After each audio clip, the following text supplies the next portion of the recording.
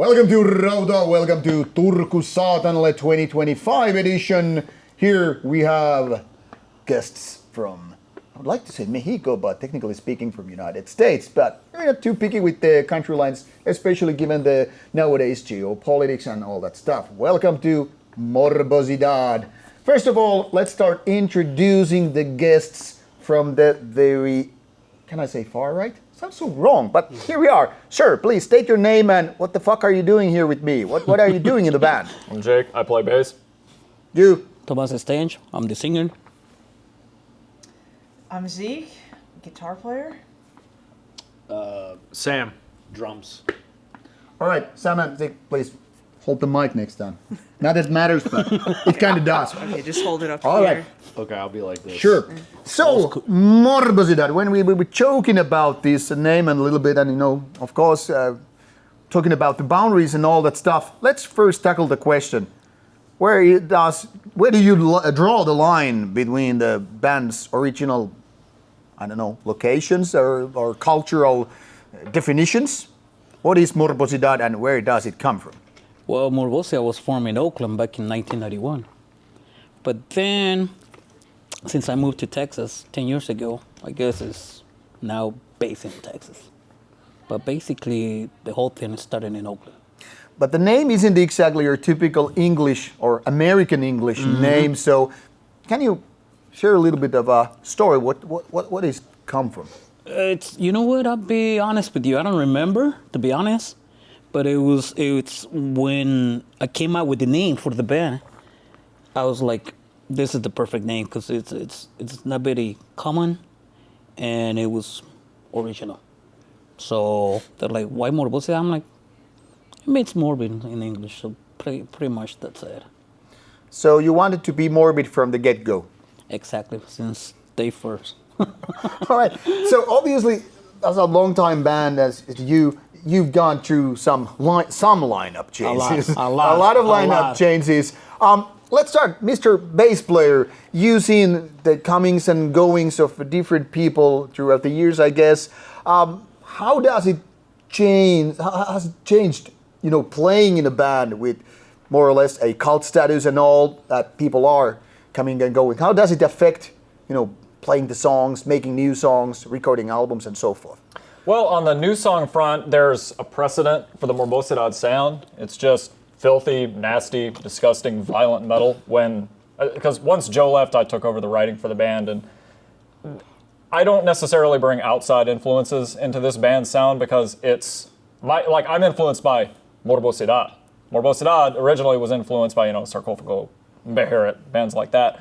But at this point, I think that there's its own identity. So when I'm writing, I'm not necessarily thinking like, oh, this sounds like Sarcophago or this sounds like Autopsy. I'm just thinking this sounds like Morbosidad. So that's kind of where the various lineup changes have kind of culminated up to this point. Now, thankfully, over the last few years, we've had a pretty stable lineup, so there's not as much stress with like, oh, who's going to be playing this show or that show. I've been in the band since 2019. She joined in 2021, and this gentleman over here just joined us last year, and I think that this is one of the strongest Morbosidad lineups we've ever had. Very solid. And I've seen a lot of them. Mm-hmm. What I have to ask, though, not like disrespect or anything, but how much time and energy it takes for new people to join into the fray, so to speak? Like, of course, first you learn the new songs and old songs and all that stuff, and you feel if the chemistry is right there. And then when you get the machine going on, how much time it takes for you to figure it out? Okay, this is now the oiled engine we're gonna roll with. Sam? Oh, this question's for me. Why not?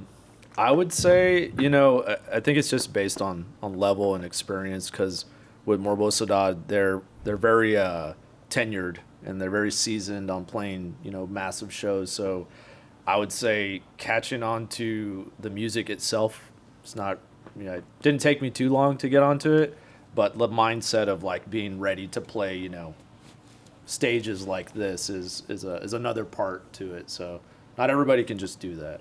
So in my opinion, it took me about, I would say probably about maybe 2-3 months to get it solid. And then I was rocking and rolling with them. They were already a tight group together, both guitar or bass and guitar. So it was really easy for me to get into the mix. All right. Now, a question for you. It's always about the lady in the room, right? But the serious question is, the serious angle is, okay, it's not really easy to step out into the so-called assumed men's world. You know what I'm talking about. It's very, very male-dominated when we're talking about death metal, black metal, and so forth.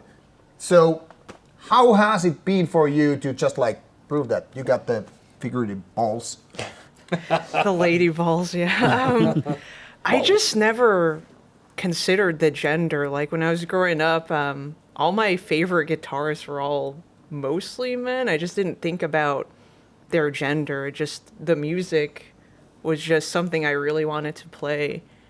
Just was fixated on it. So, I mean, sometimes people will bring up that, oh, you're a woman in this genre. That's not very common, but I don't give a fuck. I would be playing this if I was boy or alien. Doesn't matter. I think it's a very healthy approach, but I mean, it still kind of saddens me as a longtime metal fan that still, in so many fucking years, metal has been here for more than 50 years, and still I get the press letters, female fronted this, female fronted, and I'm like, what the fuck? How do you give a shit whether there's like whatever between your legs and all that stuff? How is that supposed to affect, one's, playing skills or performance and all that stuff? So I'm assuming you get a little bit question about it, like, why did you choose for guitar? Why didn't you go with the keyboard and piano like the rest of the chicks and all that stuff? Like, do you have to prove yourself, or are you more like punch in the face kind of a type? I just play. It's really like, I don't know why people give such a shit about if it's like female guitar player, female front woman, that sort of thing. It's just get out there and fucking practice and put on a good show for people. Mm-hmm. I'm wearing the most armor sometimes on stage. It's just what I want to present as. Mm-hmm. Yeah. All right. Talking about good shows, what makes a good Morbosidad show? The audience. Audience. Always. That's the main thing. Okay. If the crowd is enjoying it and the band is like, when we get on stage, we always give 100%. And people come to see you, they pay to see you, so you gotta give them a good show. If they're enjoying it, the band is enjoying it. What about the classic album band versus live band situation? Which one you feel you're the best at? I'll be honest with you, I don't like to play it live a lot. Yeah. Honestly, I'm more like a recording studio guy. But playing live means more fans deserve it. It's like you just can't be a studio band when there's people outside wanting to see you. Yeah. So you have to do live shows once in a while, and it's good because you get to know a lot of people, get to know a lot of bands, and it needs to be done. It needs to be done. What about you, sir? What's your take? Would you rather just go into the studio and hold the tracks or rehearsal room or whatever, or is it more about kicking the figurative ass on the stage? Both, really. I mean, I live to play bass. So if I'm, bashing out tracks in the studio, bashing out tracks live, it's just something I need to do. It kind of goes beyond just a want. It's like I have just this compulsion to just like play. So, however many shows the band wants to do, or anything else I do, I'm generally up for it. So. Now, this is not, once again, a disrespectful question, but kind of a goofy one. Now, bass is very many times, the target for a lot of jokes, like, hey, why did you go for bass when you could have like 6 or 7 strings, or you could pounding the drums, or you could be the guy doing the vocals and all that stuff. So was it more like you chose the bass, or Absolutely. was it bass choosing you? Cliff Burton was That's a very great question. I never wanted to really play an instrument until I heard the first 3 Metallica albums when I was, pretty young.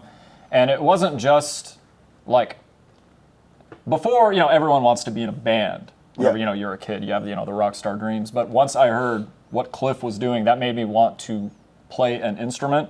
And from that point, bass.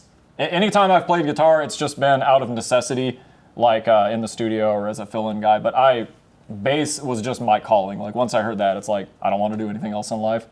And this guy loves being a bass player. Well, that's He a kind of loves to be very, a very bit- fitting that you're like. And it's not like, that's the last option. No, this guy loves to be a bass player. I've But- seen it. But your thing was, you said singing. So what is the thing about singing that is so special? You know what? It's actually, I didn't want to be a singer when I first started the band. I was like, I either wanted to play bass because I thought it was easier to play bass, but I was like, you know what? Fuck it. I'm just gonna become the singer. And look, it's been 30 years, and I'm still here. Yeah, and not having getting older a day. No, we're getting older. Yeah, we're getting older, but we're having the best time of our lives. That's very, Yeah, very it's good. it's like shows like this, people like you, the promoters, the fans, everybody is like, it means a lot to us. So that's one of the reasons we're always like happy to play for the fans, for the promoters, for everybody. That's very, very good. Now, steering back to you, sir. What drove you in the world of extreme metal? When did you realize, okay, I'm not just having enough good times with this more pop music, basic rock music? Why did you decide to go like, okay, I'm gonna play extreme metal and I'm gonna be one of the baddest bands or styles in the world? Yeah, I know it's definitely around when I was in my early teens, and a lot of group of friends that I was with in school, both in middle school and in high school, we dabbled in different styles of music, and I remember being like a skateboarder, and I was doing skateboarding for a while, and then I like really fucked myself up pretty bad, and I was like, you know what, I think I need to take up something different. So I learned drums, and then got into drums, and the thing that stuck with me the most was playing metal. I could never play jazz or whatever have you. I respect the genres. I respect all the genres, but metal was always one that gravitated towards me. And power, fast hitting is just my thing that I, enjoy doing. So, growing up with metal on my mind and friends that were in the scene and such and so forth, it kind of just drove me to be, in that style right there. And it was, I think since probably I was 14, I've been drumming. I'm 39 now. I told myself that I was never going to quit drumming. It was either I quit now or I just keep going the rest of my life. So I'm going to keep blasting till I can't. That's a very solid plan. That's good. Now, becoming being a more like a drum pornography fan, I always have to ask, what are your inspirations? What are the drummers you look up to? Like, I want to do the technical stuff or the violent blasting or whatever by any given drummer. What are the ones that are your like make your balls tick? Yeah, for the longest time, I've been a fan of Derek Roddy. Derek Roddy has always been like on one of my radars. Steve from Deicide, definitely. Old school, or not old school, but death metal growing up was my thing, and then getting into more like black metal drums. I think more popular names like Frost and Inferno and all that. Technique wise, I learned something from the guys in the game where they're like, whatever works, but sometimes at the same time, like, it's not just technique, sometimes it just takes like raw power just to muscle through things. So that's essentially the drummers that inspire me All right, to do my thing. for a good list of names anyway. Yeah, a lot of heavy hitters. All right, let's move on to you with the guitar stuff and all. Now, guitar is of course even more nerdy instrument than I guess anything else in the metal. I mean, bassists can be like whatever, and like but you have 4 fucking strings and all that That's stuff. And easy. drumming is like, you're just gonna pound them like shit. But when it comes to Fucking guitars, bass all about players. pedals and amps and well, you know how it goes. And then you end up owning at least 10 different guitars, and you have all the weird excuses for that. So, what's your story with being a guitar nerd, or are you above all nerdism? Well, I am trying to kind of downsize certain things because of how Morbosidad does a lot of flyouts for festivals and things. You really don't want to have to bring around a huge pedal board of lots and lots of different effects. So, I'm kind of consolidating things down to only a few pedals, like the distortion, of course, the wah, the tuner, just having them all small, can fit into a backpack. So definitely consolidating, but trying to always find good quality pedals that are also small enough to fit. So that's the extent of my nerddom, I guess. But right, definitely trying to not have so many things. 'Cause I think some people just put too many things on their board that are redundant, or things in their chain that are redundant. But also always pointy guitars as well. That's part of my nerd fascination with guitars. Nice. Yeah. When you're playing and you're doing kind of a simple but brutal stuff with like Morbosidad, do you ever feel like, okay, I have to go beyond certain other aspects or other genres, or kind of see how much you can stretch, whether it's about your playing skills or creativity or whatever? Do you ever feel like I need to do something else, like go outside the typical boundaries, if you will? With Morbosidad, we try to keep it pretty orthodox, old school, death black metal. So not in this band. Other bands, of course, but for Morbosidad, we have to make sure it's old school, it hits hard, doesn't get overly technical or up its own ass. Yeah, yeah. Right. We have to respect the band's legacy here and not bring in all this outside influence. progressive ideas. Right. It would No ruin fucking jazz. everything. Right. So now the audience knows, don't expect the progressive album coming out anytime soon. It's not gonna happen. Right. You will get consistent fucking quality with Morbosidad here. Yeah, makes sense. Let's get to the lyrical side of things, okay? Oof. People are sometimes like, oh, I know all the lyrics back and forth, and some people are like, I don't even care what the fuck the singer is That's good. rolling about. But obviously, as a person who writes them and gets to sing them anyway, of course, it's a little bit different angle. So, first of all, let's summarize. What are the major topics that new fans might be interested to hear or read when it comes to Morbosidad lyrics? Lyrics, I write what I feel and see. Destruction, death, evilness, whatever comes to my mind. It's when I first started the band, I always wanted to do it in Spanish because the sound is more primitive. It makes metal more evil. Yeah. More evil. So when it comes to lyrics, it's the more evil, more destructive is always the better. Always. Well, people kind of get,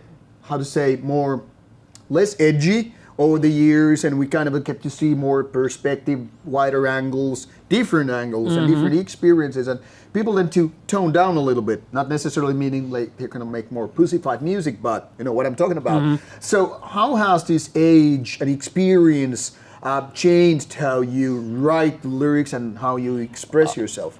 First albums, I'll be honest with you, the first couple of records talking about the lyrics, I don't like them.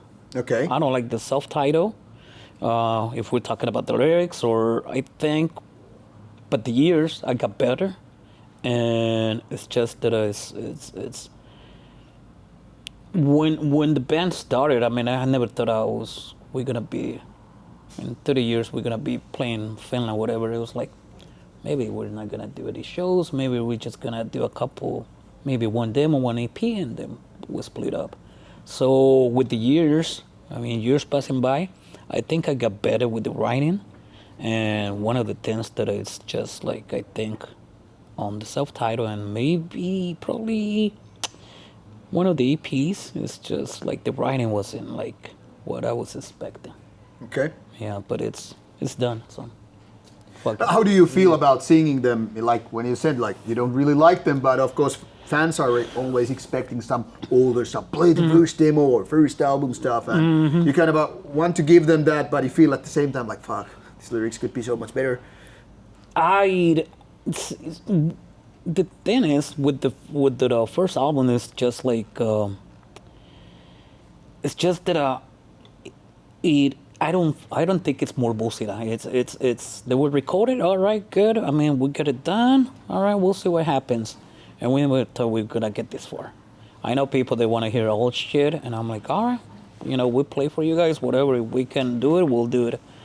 But it's like a lot of people keep telling me they love the first album. I hate the first album. I don't like it. I don't like it. It's the lyrics, the music, probably production, but a lot of people seems to like it. Could you consider then, like redoing it? Not really.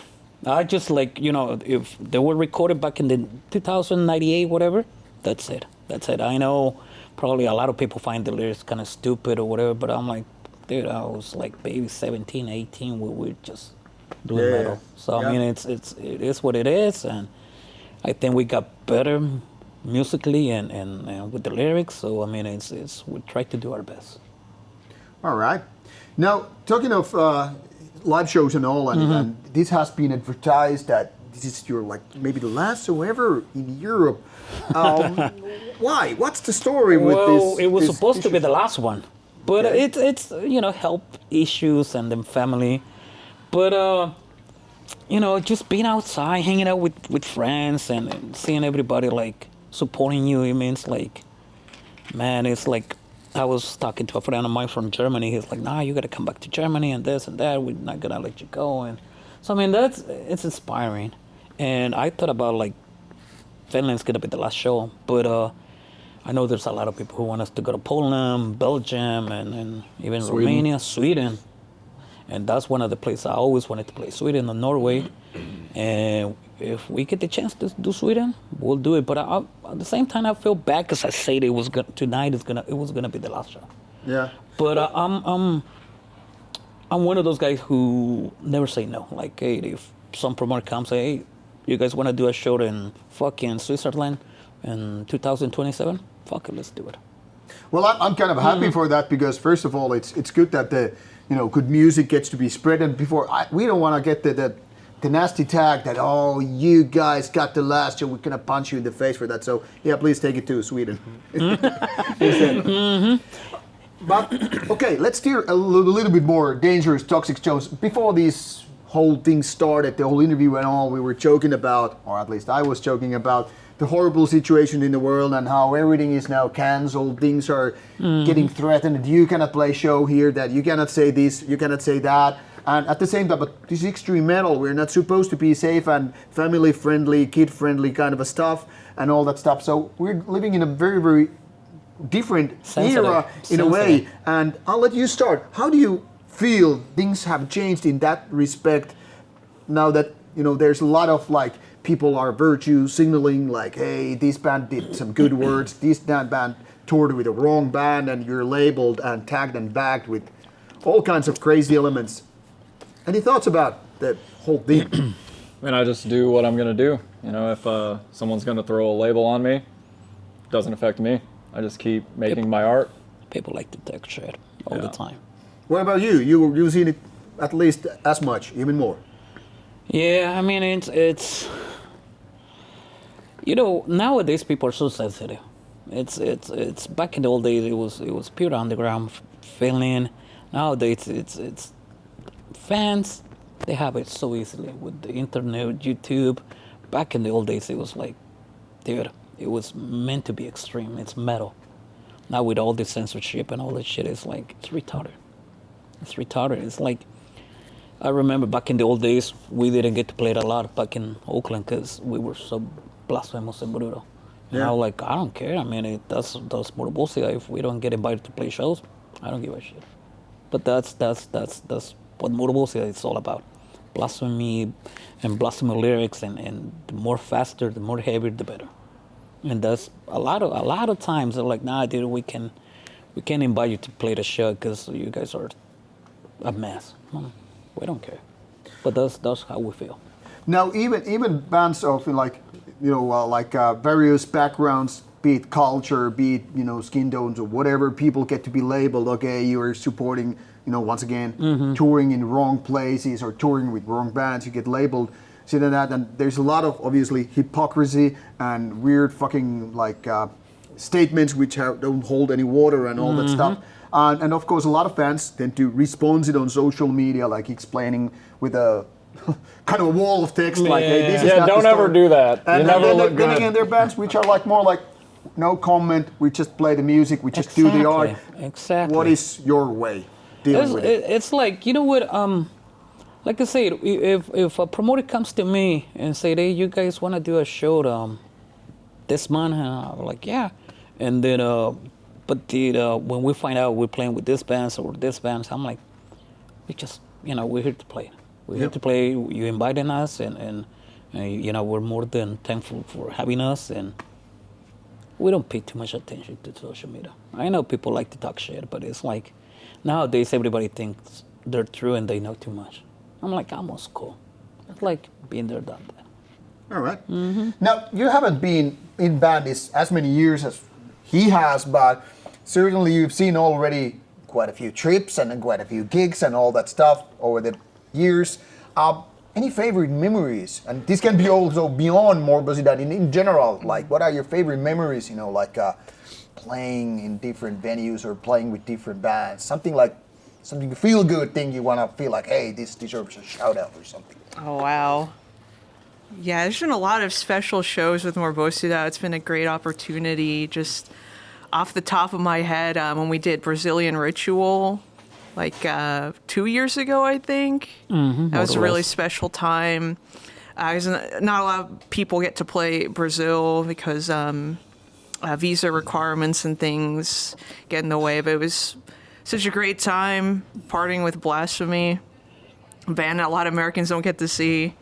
They're all great guys. And another one comes to mind is when we did our little Central American mini tour, right? Costa Rica and El Salvador and Guatemala. El Salvador is great. We played a pizza place. Oh, right. Yeah. Shout out Buho Pizza. Yeah, Buho Pizza. Buho Pizza. Yeah, El Salvador is fucking great now. Everyone should go to El Salvador now. Yeah, it's a lot better now than it was. Diehards. Yeah, the scene's great over there. Just all of Central America, too. It's just special shout out to El Salvador. Oh, that's a good shout out for sure. Okay, let's move on to you. And as a newest addition to the lineup and all, let us play you the role of seer. Where do you see Morbosidad going in, say, next 3-5 years? 3-5 years. Can be 2 years. Yeah, where do you see? Morbosidad? I mean, there's already things in the talks of next year. I see in 3 to 5 years still being a staple for the genre itself, and being still up at that level. Especially with this lineup right here, I think I've never played with more dedicated people than these guys right here. I have other bands too, but just in general, that I think Morbosidad has they've always had the potential, and even more so now. They've been in the game for that long that however long Tomas wants to keep going, with it, then I just see us just doing the thing, Now, talking of which, about the other bands, how much you have to play this puzzle game a little bit, like, okay, this and that band goes here, this and that band goes there, and how you figure out the schedules and all? I think, given the status right now, I do base it off on a first come first serve, but with my other bands, they're not inactive. They're kind of taking a little break. Yep. So it's been a luxury kind of not having to worry about the scheduling part of it right now. But I never really had a problem with it. My wife supports the metal that I do, and schedule wise, I think I work with professional enough players that we all get our schedules aligned well enough to know when we need to be at the certain place and practice. So it's never been an issue for me. So it's kind of a win-win. You get to play more, it's great, but if it's less, you get the easier to handle all of it. Yeah, I always say that practice in the space is one thing. There's practice in the space, there's rehearsing in the space, and then you also get your live practice. And I like to keep both very healthy. So I like to keep active on the stage as much as I can, just because I'm not a big fan of let's not play a show until a year from now or something like that, because then I feel like there's more ring rust, at least for me. Maybe not for everybody, but it's just one thing mentally for me that I look at is I get to play more and more and more And then with Morbosidad, you know, obviously the traveling aspect to it, so it's a privilege being able to do that. Yeah. You know, I was hoping that, you know, some of my other bands would be able to do that, but, you know, we'll eventually get there. And, you know, yeah, you know, I just... Yeah, hopefully before you're like 60 or whatever. Oh, I know, right? No, I'm not just thinking about whatever. Okay, let's give you the chance to tackle the same question from different. And where do you see going in, say, 3 to 5 years? What are your plans in terms of I the next game? I honestly just take things day by day. If I have to, you know, I try and play bass every day. If I have to write, I write. I have to play a show, I play a show. I just ride the wave, see what happens. All right. Now, before we totally call it a day for this one, now I hope there are some people that are like, okay, this sounds very, very interesting and intriguing band. Where should I start? Because you have quite a lot of different releases over the decades, and now it's your chance to say the starting point. Please don't start with your latest album, but because that's always where the bands go for. But if you could pick, can be an album or some EP or whatever, which release the new fans should start with their journey to the world of Morbosidad?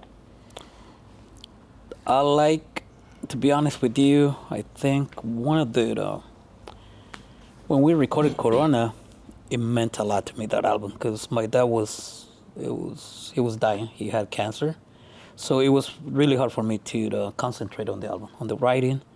So personally, Corona, it means, that album means a lot to me. I think it's a good album. The Tortura EP, that's amazing. If you want to start, if you don't know Morbosidad and you want to start listening to Morbosidad, I would recommend you either Cogete, which I think Cogete is like, a lot of people like Cogete. As a guy who was a fan before he joined the band, I would say Cogete is the best starting point. A lot of people think Cogete is the best Morbosidad album. Personally, I like Corona because Harry did a song with us, and what I was going through with my dad, so it was difficult, but I think it was well done. But Cogete is probably one of the albums that you gotta, if you want to start listening to Morbosidad, I recommend you to start with Cogete. All right. Just go from there. Good. And now we start going towards the end, starting from you, sir. And this is one of the most typical and annoying questions in a way, but also hopefully useful for the kids right there on the other side of camera. Now you meet your 19 years version of yourself, and he's a little bit clueless, didn't know what to expect from the world that is ahead of you, and you get to give him like one advice, like, dude, don't do this or do that. What would be your word to the wise for the kids who are gonna be the next Morbosidad or whatever? Don't be a drummer, be a guitarist. No, I was kidding. Don't be a We need more drummers. This is terrible advice. We always need more drummers. bass, anyone can play bass. No, I mean, kidding. Jake holds it down for us. Yeah, no, he's very dedicated. I would say, 19-year-old advice. I felt good at 19, but for the kids out there, definitely keep doing, what you want to do, and just remember, it's art in different forms. People paint, people sing, people, do different things, but take it and just go with it, and just make sure that you tell yourself, do I want to do this for the rest of my life? And if it sticks, it sticks. If it doesn't, it's not the end of the world, where, you can re-roll and do something else. But definitely would just say art, extreme metal, if you love it, do it, keep going. And, it obviously take you places, so. All right, and we will move in to you with the same question. Now, the age is just a reference point, but what kind of a tip you would give to the next gal picking up the guitar and figuring out what to do? Come on, man. Just make sure you are always practicing, because for some reason that is very hard for a lot of players to do. And right, don't worry about your gear too much. If it looks cool, just get it. If it sounds cool to you, just get it. Don't listen to too many people telling you have to get this brand or this thing. Sometimes it's good advice. Sometimes people are just making you buy shit you don't need, just go for it. You're never going to be like fully ready for something. Just go for it and always be practicing. Again, you have to practice. A lot of people just don't fucking do that for some reason, but right. There you go. That is a very good reason. That's why I suck with the guitar, so don't be me, be her. What about you, Tomo? You know, what would be your tip to, okay, now you're ready to start your own Morbosidad, so here we are, the 15-year-old kid ready to rock and roll. Just do it from the heart. Just know for fashion is if you're gonna do it because you want to. And always just you have to have a feeling. Don't do it because it's, you know what, it's what's going on right now. If you're gonna do the band, if you're gonna play some strict metal, do it because you really mean it.